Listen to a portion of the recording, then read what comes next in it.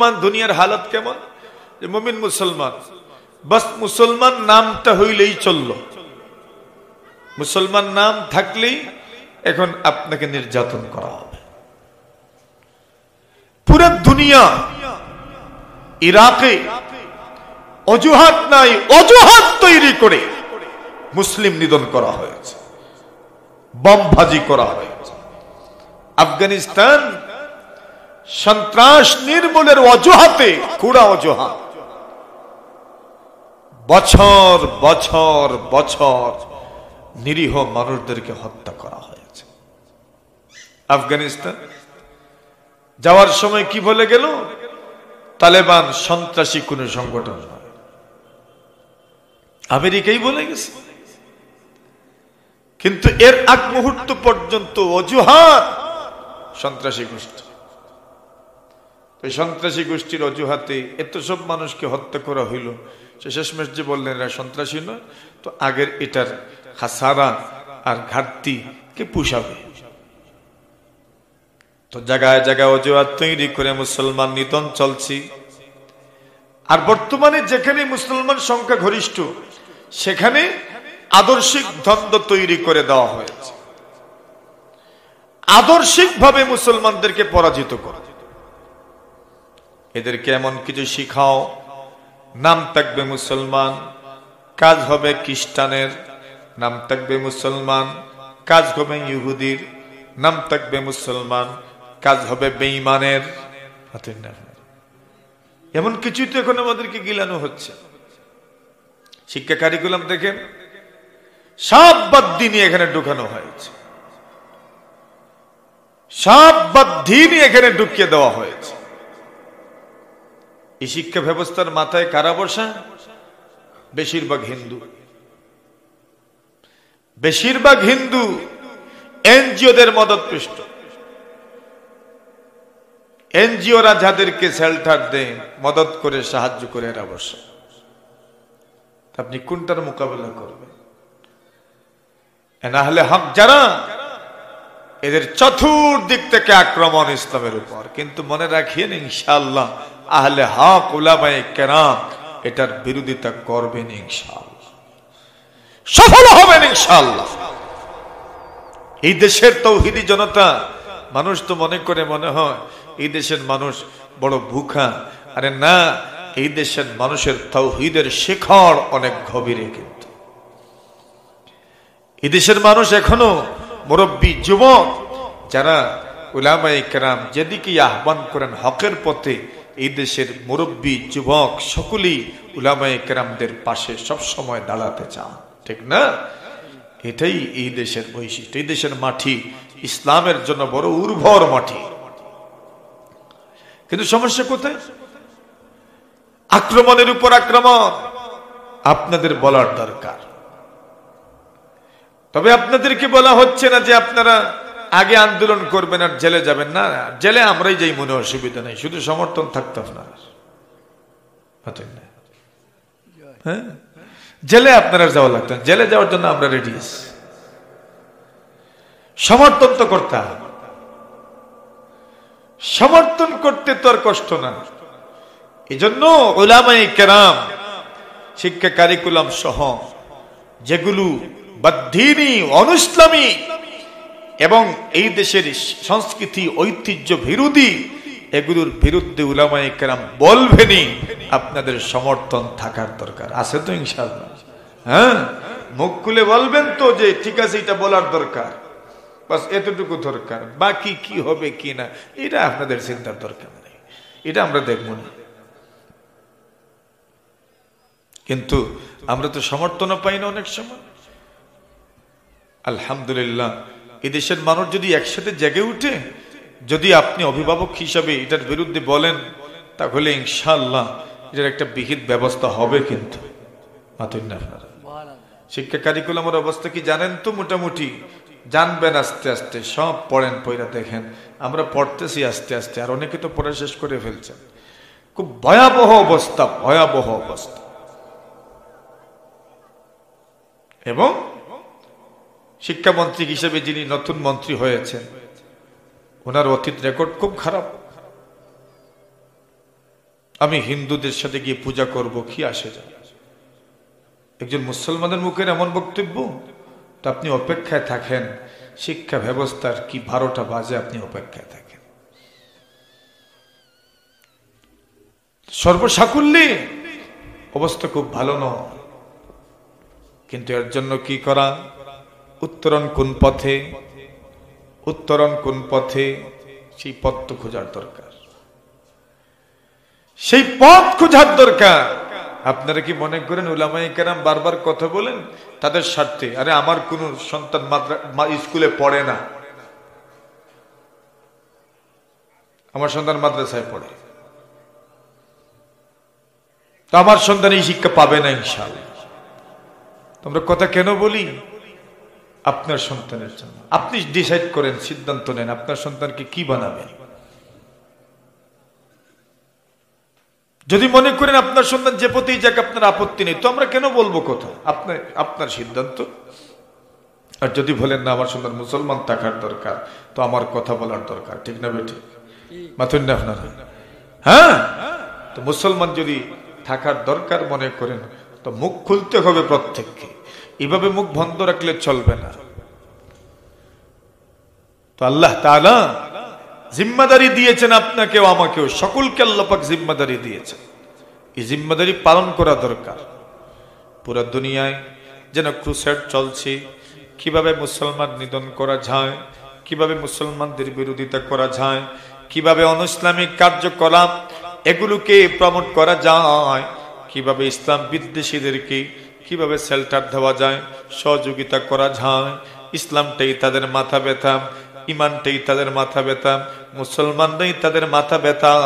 এই জন্য বারবার ইসলামকে বলা হয় এই যুগের ক্যান্সার। নাউজুবিল্লাহ বলেন, পৃথিবীর সভ্যতার ক্যান্সার বলা হয় ইসলামকে। আর আপনার কোনো কথা নাই এই ব্যাপারে? আরে আমরা তো বলি ইসলাম আছে দেখেই তো এখনো পুরো পৃথিবী টিকে আছে। আল্লাহ রাসূল বলেন লা তাকুমুস সাআ হাত্তা ইউকালা ফিল আরদি আল্লাহ। আল্লাহর নবী বলেন ততক্ষণ পর্যন্ত কিয়ামত হবে না যতক্ষণ পর্যন্ত আল্লাহর জমিনে আল্লাহ আল্লাহ বলার মতো লোক থাকবে। আল্লাহ আল্লাহ বলার মতো লোক থাকলে কিয়ামত হবে না। আল্লাহ আল্লাহ বলে কোন ধর্ম? ইসলাম। সুতরাং ইসলাম থাকলে পৃথিবী ধ্বংস হবে না, ঠিক কিনা? ইসলাম থাকলে পৃথিবী ধ্বংস হবে না। আল্লাহর নাম থাকবে যতদিন ততদিন দুনিয়া টিকে থাকবে। তো ইসলাম তো পৃথিবীর ক্যান্সার নয়, ইসলাম তো পৃথিবীর টিকে থাকার সবচাইতে বড় অক্সিজেন, ঠিক না বেটে? সবচাইতে বড় অক্সিজেন। এই জন্য কিন্তু আপনি দেখেন, এটা তো আপনি বুঝছেন আলহামদুলিল্লাহ, কিন্তু আপনার ইসলামকে নিয়ে এমন মন্তব্য করা হচ্ছে, এমন কঠিন পরিস্থিতি। ওই পরিস্থিতি থেকে উত্তরণের ব্যবস্থা কি? উত্তরণের অনেক ব্যবস্থা। এর মধ্যে প্রথম ব্যবস্থা হলো আপনাকে ঐক্যবদ্ধ হয়ে যেতে হবে, ঐক্যবদ্ধ থাকতে হবে। আমার সমাজে ফাটল, আমার গ্রামে ফাটল, আমার দেখবেন পরিবারের মধ্যে ফাটল, নানা চাচা চাচাই মিল নাই, ভাইয়ে ভাইয়ে মিল নাই, দ্বন্দ্ব আর দ্বন্দ্ব, মুসলমানে মুসলমানে মিল নাই, শতধলে বিভক্ত, শতধা বিভক্ত মানুষ। তাহলে কিভাবে মোকাবেলা করবেন? ঐক্যবদ্ধ থাকার দরকার। কিছু একটা ক্ষেত্রে তো ছাড় দেওয়ার দরকার, আমরা ছাড় দিতেই রাজি নই। এখন আমরা মুসলমানে মুসলমানের দ্বন্দ্বে জড়িয়ে আছি, আর ইহুদি খ্রিস্টান যারা আছে তারা তাদের এজেন্ডা বাস্তবায়ন করছে। কথা বলেন ঠিক না বেটি? তারা তাদের এজেন্ডা বাস্তবায়ন করছে এখন। তো আমাদের ঘুম ভাঙবে কখন? ঘুম তো ভাঙ্গার দরকার। ঘুম যদি না ভাঙ্গে তাহলে ঘুমের ঘরে কত কিছুই যে হয়ে যায় সেটা আপনি এখন টের পাবেন না, আগামী প্রজন্ম এটা টের পাবে, ঠিক না বেটি? তো আমাদের করণীয় কি? আমাদের করণীয় হইল উলামায়ে কেরাম যেই দিকে আমাদেরকে ডাকেন এই ক্ষেত্রে হক্কানি রব্বানি উলামায়ে কেরামের পাশে থাকা। এখনো আল্লাহর জমিনে হক্কানি রব্বানি উলামায়ে কেরামরা আছেন যারা আমাদেরকে সঠিক পথেই নিয়ে যাবেন ইনশাআল্লাহ। বিশ্বাস আছেনি আপনারা? আল উলামাউ উমানাউ হাদিহিল উম্মাহ। আল্লাহর নবী বলেন উলামায়ে কেরাম এই উম্মতের সবচেয়ে বড় আমানতদার, সবচেয়ে বড় আমানতদার। এই উম্মতের সবচেয়ে বড় আমানতদার উলামায়ে কেরাম। কি করছেন উলামায়ে কেরাম? আপনি দেখেন, চোখ মেলে থাকা করছেন কি উলামায়ে কেরাম? আপনার এখানে এই মাদ্রাসা মানে এই এলাকার সবচেয়ে বড় মানা একত্রিত হওয়ার মিলন মেলার জায়গা। সব মানুষ এখানে একত্রিত হয়। এটাও তো আমাদের মুরব্বীরা উলামায়ে কেরামরা তৈরি করে গেছে, আমাদের বুজুর্গরা তৈরি করে গেছে।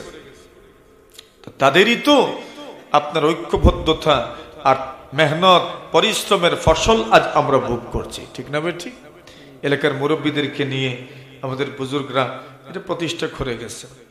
তো উলামায়ে কেরামের অবদান আপনি প্রতিটি পরতে পরতে দেখতে পারবেন ইনশাআল্লাহ।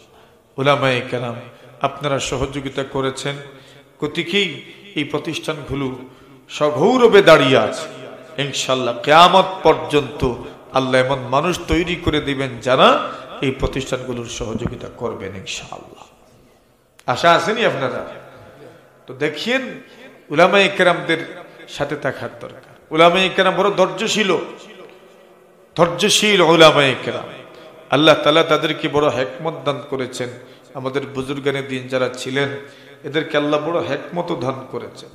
ইয়াসিন ওয়াল কুরআনিল হাকীম। কোরআন তো হাকিম, কোরআন তো জ্ঞানী, কোরআন তো মানুষকে জ্ঞান দেয়। কোরআনের জ্ঞান যাদেরকে আল্লাহ পাক দান করেছেন প্রকৃতপক্ষে এরাই বুদ্ধিজীবী। সুবহানাল্লাহ। যাদের কাছে ইসলাম আছে এরাই প্রকৃতপক্ষে বুদ্ধিজীবী। যেই লোকের বুদ্ধি তাকে মুমিন হতে দিল না, এটা কোন জাতের বুদ্ধিজীবী বলে?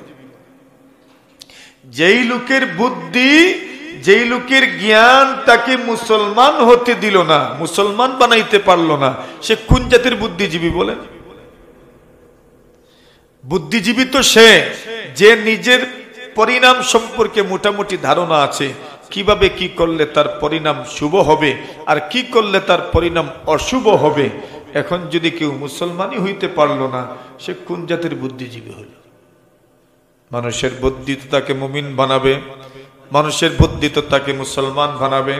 যদি তার বুদ্ধি তার আকল তাকে মুসলমানই বানাইতে পারলো না, যদি তার আকল তাকে কোরআন সুন্নাহর সাথে আমল করার মতো সুযোগ তৈরি করে দিল না, কোন জাতের বুদ্ধিজীবী? তার বুদ্ধি কই? যার বুদ্ধি তাকে জাহান্নামের আগুন থেকে বাঁচাইতে পারলো না, সে কি বুদ্ধিজীবী? প্রকৃত বুদ্ধিজীবী সে। আরে আল্লাহ রাসূল তো বলছেন আল কাইয়িসু মান দানা নাফসুহু ওয়া আমিলা লিমা বাদাল মাউত। প্রকৃত বুদ্ধিজীবী কে? প্রকৃত জ্ঞানী কে? হুঁশিয়ার কে? চালাক কে? যে তাকে চিনে, সে কি তার জানা আছে এবং তার পরিণাম সম্পর্কে তার ধারণা আছে এবং তার আখিরাতের জন্য যে আমল করে, সেই তো প্রকৃত বুদ্ধিজীবী। কি করছেন আপনি? আমি কি করছি সেটাই আমার দেখার বিষয়। আমার জ্ঞান, আমার বুদ্ধি আমাকে কোন পথে নিয়ে যাচ্ছে? আস্তে আস্তে নাস্তিকতার দিকে নিয়ে যাচ্ছে, আস্তে আস্তে আমাকে আমার জ্ঞান, আমার বুদ্ধি খোদাদ্রোহিতার দিকে নিয়ে যাচ্ছে, আস্তে আস্তে আমার জ্ঞান বুদ্ধি ইসলাম বিদ্বেষী করে তুলছে আমাকে, নাকি ইসলামের উপর মজবুত অটল আমাকে করছে, অবিচল রাখছে। যদি আমাকে ইসলামের প্রতি সত্যিকার অর্থে ভালোবাসা অন্তরে লালন করার সুযোগ তৈরি করে দেয়, যদি বাস্তবিক অর্থে আমার জ্ঞান, আমার বুদ্ধি, আমার বিবেক যদি আমাকে আল্লাহর হুকুম মানতে উৎসাহ যোগায়, তাহলে আমার এই জ্ঞান আমাকে জান্নাতের দিকে নিয়ে যাবে। আর যদি আমার জ্ঞান, আমার বুদ্ধি, বিবেক যদি আমাকে ইসলামের প্রতি ধাবিত না করে আমাকে যদি নাস্তিকতার দিকে নিয়ে যায়, আমাকে যদি আমার জ্ঞান, আমার বুদ্ধি যদি আমাকে আল্লাহর অবাধ্যতার দিকে নিয়ে যায়, তাহলে মনে করিয়েন এটা আমার কপালের দুর্গতি। কথা বুঝে আসছেনি আপনারা? প্রকৃত বুদ্ধিজীবীকে যে নিজেকে চিনে, আপনি আপনাকে চিনলেন, আপনার আখিরাতকে ঠিক করার চেষ্টা আপনি করলেন, আপনি প্রকৃত বুদ্ধিজীবী। আর আপনি আপনার আখিরাত সুন্দর করার চেষ্টা করলেন না, তা আপনি বুদ্ধিজীবী হইতে পারবেন না। বুদ্ধিজীবী কেন?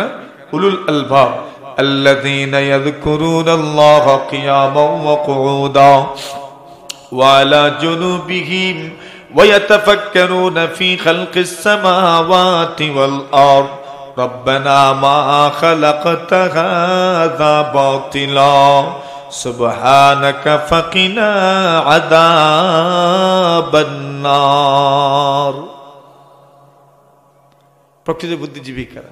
যারা আল্লাহর জিকির করে, যারা আল্লাহর জিকির করে, যারা আল্লাহর জিকির করে, যারা আল্লাহকে স্মরণ করে। আপনি দেখেন তো বর্তমান দুনিয়ার অবস্থা কেমন। বর্তমান দুনিয়াতে আমাদেরকে শিখানো হচ্ছে আমরা বাঙালি। আমাদের প্রথম পরিচয় আমরা বাঙালি। কি আপনাদের প্রথম পরিচয় আপনারা বাঙালি না? প্রথম পরিচয় আমরা মুসলমান। কোনটা? কিন্তু এখন কি স্লোগান দেওয়া হচ্ছে? আমাদের প্রথম পরিচয় আমরা কি? বাঙালি। তো মুসলমান হইলে কি বাঙালি হওয়া যায় না? তো আমাকে এই পরিচয়কে, এই স্লোগান কেন দিতে হবে? আমাদের প্রথম পরিচয় আমরা বাঙালি, কি বোঝানো হচ্ছে এখানে? এই স্লোগানের তো একটা সুদূর প্রসারী চিন্তা আছে, একটা ফল তো আছে, একটা পরিণাম তো আছে। কি বুঝাতে চাচ্ছে এখানে? আমরা সবার আগে মানুষ। স্লোগানটা তো কত সুন্দর, সবার আগে কি? মানুষ। তো ইসলাম কি মানুষ হতে শিখায় না? অমানুষ হতে শিখায় নাকি ইসলাম? সবার আগে তো আমার ধর্ম, সবার আগে তো আমার ইসলাম। তো আমি হিন্দুকে সহযোগিতা করতে আমাকে কি মানুষ হতে হবে, মুসলমান হতে হবে না? মুসলমান হলে কি আমি তাকে সহযোগিতা করতে পারবো না? কে বলছে? আপনি ইসলামী খেলাফত দেখেন, ইসলামী খেলাফত হিন্দু, অমুসলিম, খ্রিস্টান, ইহুদি, সংখ্যালঘু যারা, এদের সব কিছুর নিরাপত্তা নিশ্চিত করেছে। কার উপর আক্রমণ হতে দেয়নি। আমার দেশের কোন সংখ্যালঘুর উপর আমরা আক্রমণ করি না, তাদেরকে সাথে নিয়ে তো চলি। তো সবার আগে মানুষ, এই স্লোগান কেন দিতে হবে? পরিণাম কি? কেন কেন এগুলো উদ্ভাবন করা হলো? আপনি তো জানেন না এর পিছনে কারণ কি, নেপথ্যে কি। মানে আমি যে মুসলমান, এই কথা আমার দিমাগ থেকে আস্তে আস্তে সরায় দেওয়া হচ্ছে। আমি বাঙালি, আমি মানুষ, সবার আগে আমি মানুষ, আমি বাঙালি। তো মানে কি? আপনি বাঙালি বাস, আপনি মানুষ বাস, এটাই চিন্তা করবেন। আপনি যে মুসলমান, ওই চিন্তা আস্তে আস্তে মুছে দেওয়া হচ্ছে।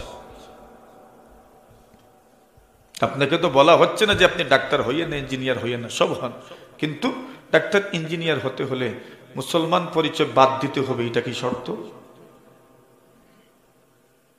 কিন্তু আপনি দেখেন, আপনি ওই বিভিন্ন সেক্টরে যে বই পুস্তকগুলো আছে, কোথাও আপনি আল্লাহর নাম পাবেন খুঁজে?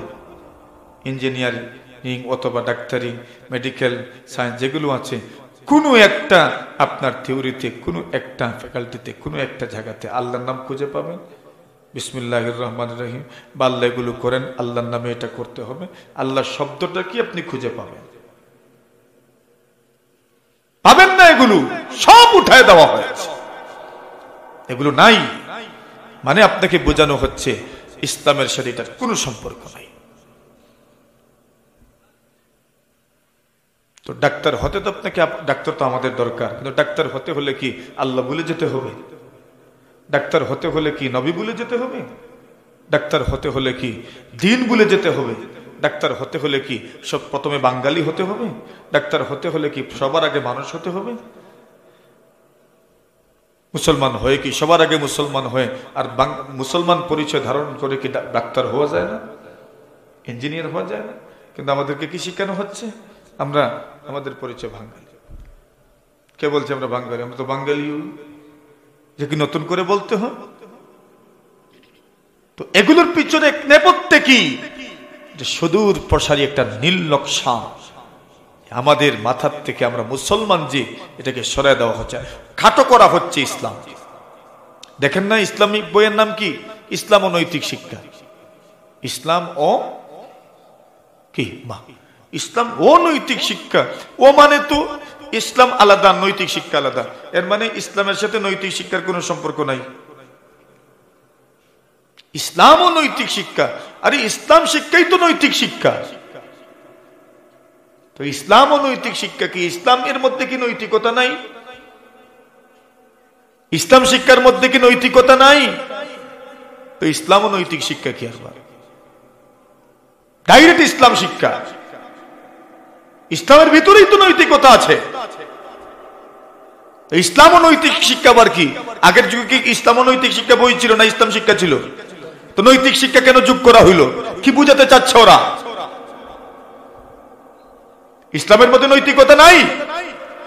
তা আপনাকে ডাকতে হবে না, কথা বলতে হবে না, আপনাকে প্রতিবাদ করতে হবে না, আপনাকে বসে থাকবেন, আপনি থাকেন, বসে থাকেন। কি বুঝাচ্ছে ওরা? কি লিখছে ওরা? ইসলাম ও নৈতিক শিক্ষা মানে ইসলামের মধ্যে নৈতিকতা নাই।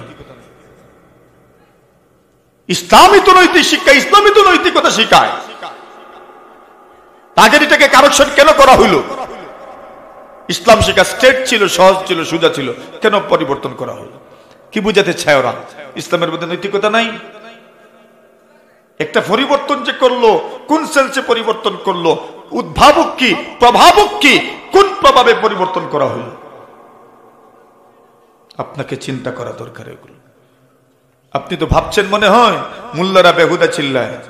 হ্যাঁ, মোল্লারা কি বলে বুঝবেন। মেরে মোহতরম হাজরিন, এই জন্য এখন জরুরত, এখন প্রয়োজন জায়গায় জায়গায় ইসলামী স্কুল তৈরি করা। পড়ালেখা কয়দিন সপ্তাহে স্কুলে? না জানেন না আপনার সন্তান কয়দিন পড়ে স্কুলে? কয়দিন পড়া? 5 দিন। একদিন কমলো কেন? 6 দিন পড়িয়েই পারছি না। আর এখন এর জ্ঞান শক্তি খুব ভালো, 5 দিন পড়িয়া বড় হয়ে যাব।